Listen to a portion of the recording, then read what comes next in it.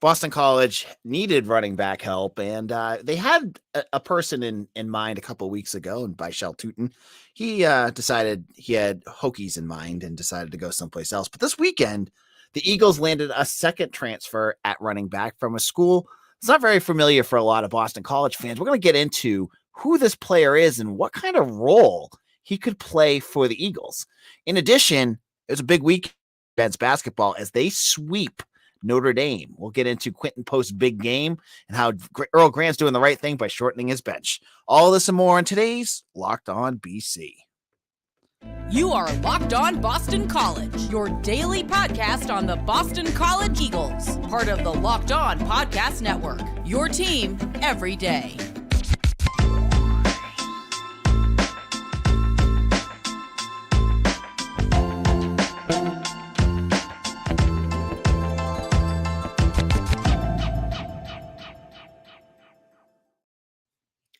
Locked On BC, AJ Black here. Today's episode is brought to you by LinkedIn. LinkedIn jobs help qualify candidates you want to talk to faster. Post your job for free at linkedin.com/lockedoncollege. That's linkedin.com/lockedoncollege to post your job for free. Terms and conditions apply.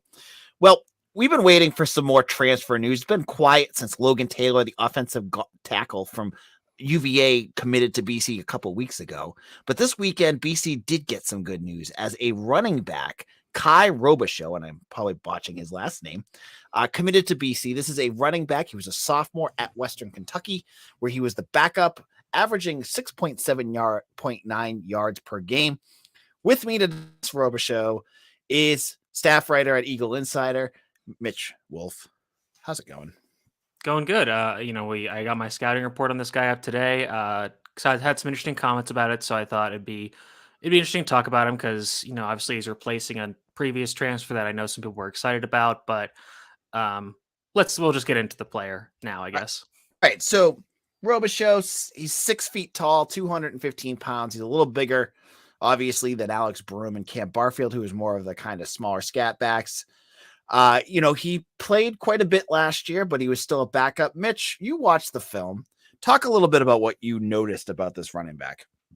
So the thing that I noticed is he's a 3-down back, and he wasn't used as much because they like to rotate their backs Western Kentucky because they're a very high tempo offense. It's a big time air raid, spread the ball, go fast. So a player will be on the field for, as long as they keep going. But then once there's a break in the drive, they want to get them out so they can keep all the guys fresh. And they had a guy transfer in from, I believe it was Indiana. And I know his last name was Irvin Poindexter. I'm not sure what his full name was. Actually, it's Davion Irvin Poindexter. And he was kind of their main back last year, and especially after Robichaud got hurt. But I was really impressed with what I saw. He is a bigger back, 6'2", 215, but they use him a lot in the passing game as both a blocker and a receiver, and he's very good at both. The size is really important because I know BC, this year the pass blocking from running backs got better, even though the pass blocking from everybody else got worse.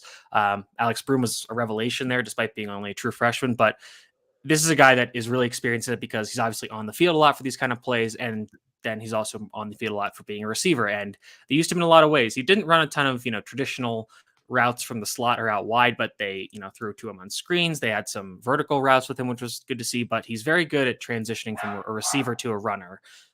His soft hands, and he doesn't have to slow down or change his stride to catch the ball while he's running. So that's good to see. In terms of being a running back, I was really impressed as a bigger back for his, quick feet and contact balance in the hole. You can have big backs that, can run over people, but if they are kind of trying to tiptoe through a hole and get just tipped a little bit, they'll fall over. But he's really good through the hole. And as many bigger backs, he does like to run through people, and he is very difficult to bring down. They usually need at least 2 defenders to get him down, and he's always falling forward for extra yards, which is good to see. So I've just pulled up his offensive grades on Pro Football Focus. He had a 74.8. Which, you're looking at, if you don't know how Pro Football Focus grades, Zay Flowers had a 75.5. So he would have been the second ranked offensive player on B, or second ranked player on B. Player in general on BC. Or actually offensive player. I have the wrong grades for defense and not in front of me. I think a lot of for a guy that is explosive or a guy that can make plays.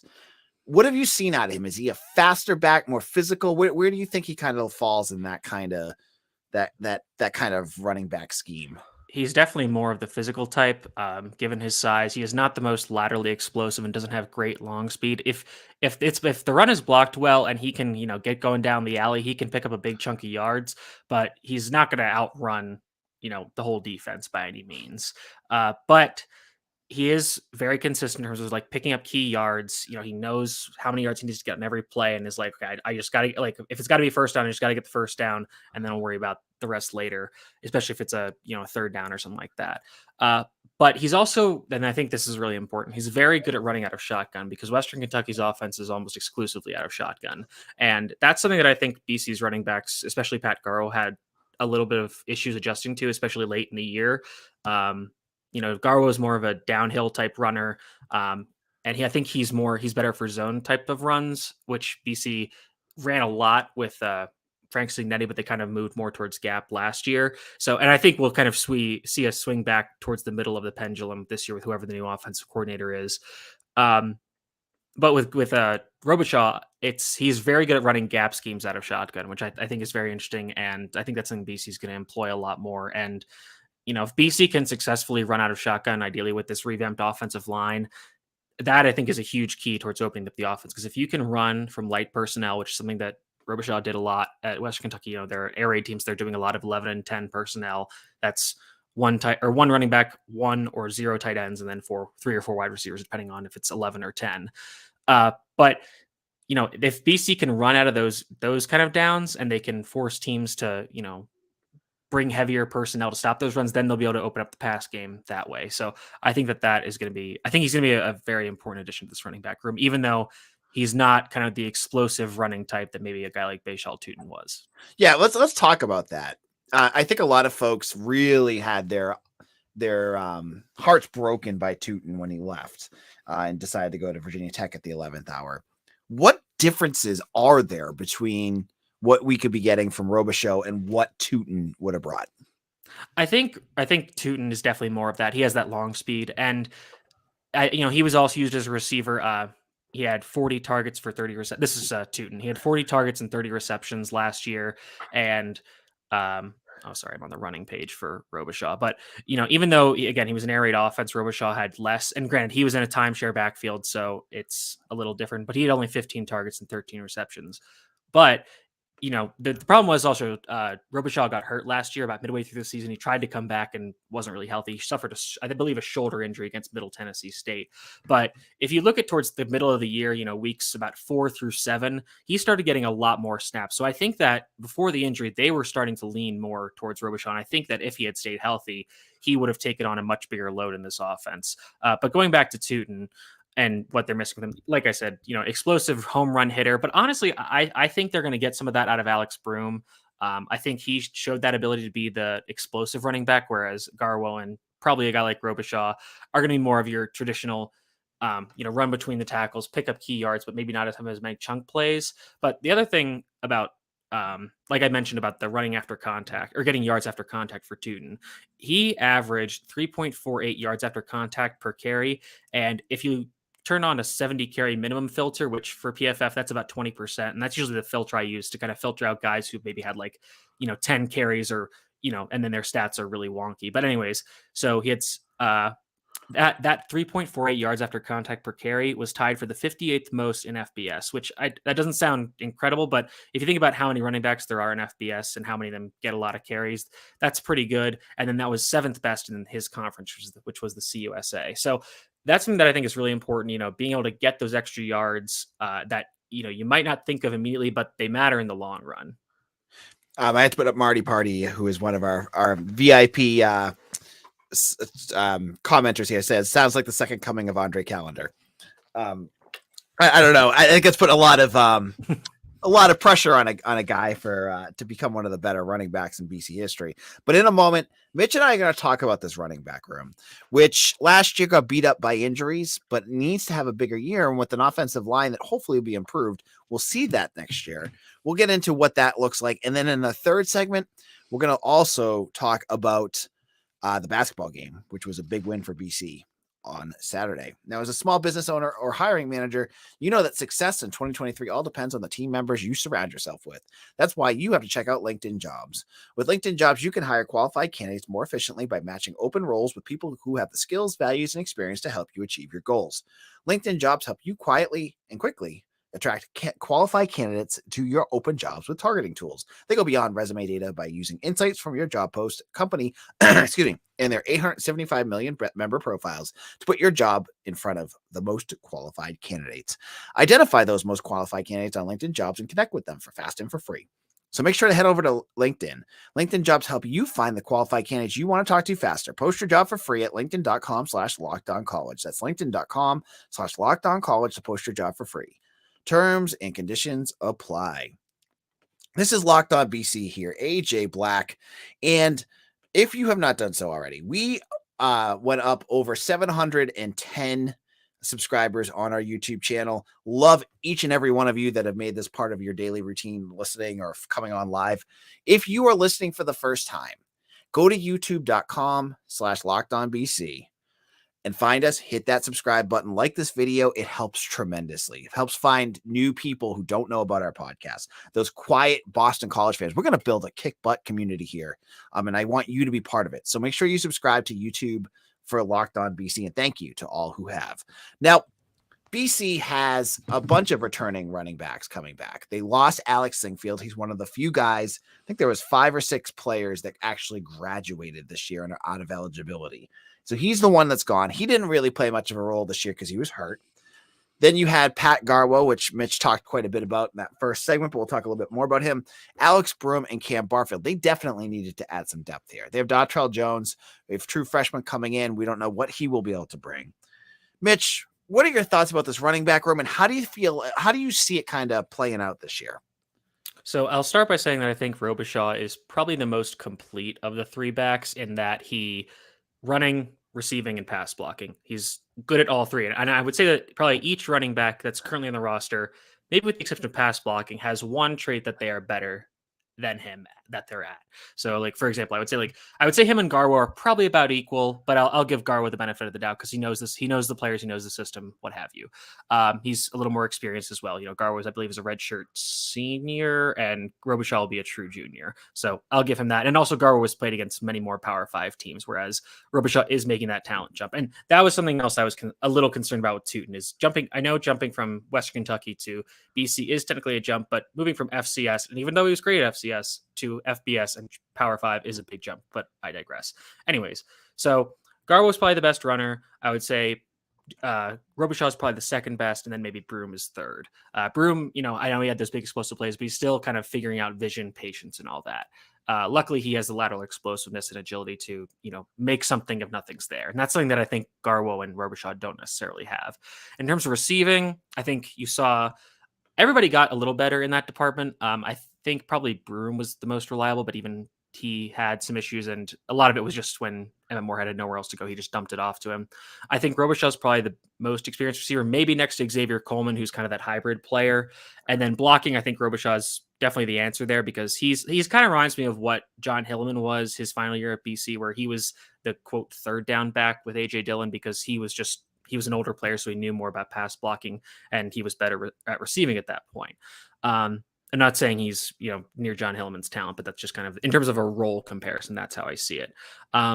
So I still think, at least to begin the year, you're going to see Garwo dominate the carries and especially the early down snaps. I think you'll see kind of a rotation between Robichaud, Broom, and maybe even Coleman on third downs. But I think as the year goes on, I think you're going to see it become more of a split carry situation between Garwo and Robichaud, and he might even just stay on the field on passing downs. Yeah, it's going to be interesting to see what happens with Cam Barfield also. Yeah, I think he's due for a red shirt. I think they honestly wanted to do that last year, but because of the injuries, they had to get him on the field because they were pretty much out of bodies. So I think he might be due for a red shirt, you know, get him a little more up to size. Xavier Coleman was a bit of a disappointment last year, but I don't put a ton of that on him just because the rest of the offense was such a mess. And he got hurt. Yeah, that too. But again, I think this all really, and as we saw last year, this all really comes down to the offensive line improving, which we've talked a lot about. But I think that, again, mostly just because of regressing to the mean, I think the offensive line is going to improve relative to what we saw last year. All right, Mitch, thank you so much. And just a little bit more football news. Tomorrow on Eagle Insider, we already have up Mitch's full scouting report on Kye Robichaud that you're going to want to check out for VIP subscribers. I was going to run it today, but there was so much other news, I just sat on it. BC was really busy this weekend. Tem Lokabu at Tampa Catholic and offered a whole handful of new offers out there. I broke down who they offered, who they have a chance with, who they have no chance with. You'll see that up for VIP subscribers. And also, just in terms of transfer portal news, one name that popped up, and I saw our message board, Eagles Insider was talking about it, but I know from just talking to staff who he is, that Michael Wright, a quarterback from Vanderbilt, had a BC offer and ended up choosing Mississippi State at the last moment. I know that was a tough loss probably for the staff. It looked like I thought he was going to end up at BC just based off of some impressions I got, but he's ending up going to the Bulldogs, and BC is going to have to figure out a backup quarterback situation because God knows if something happens to Moorhead, what they have behind him next year is going to be a lot of question marks. So I'll have to figure that out. All right, Mitch, where can people find your work?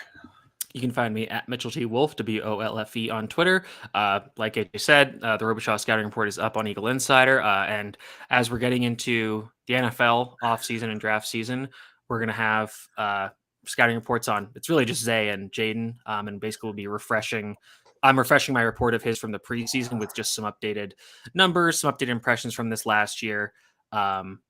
And, then we'll get on Jaden's once I get some more film on him because it's tough to come by. And then also this week, we're going to be interviewing we're going to be having a few interviews with BC players, both prospective, I guess, current and former players, which will be fun. All right. Well, thank you, Mitch. In a moment, we're going to talk. I'm going to talk about BC men's basketball's big weekend and look at hockey, who had a miserable output against Vermont. Well, this is AJ Black, Locked On BC.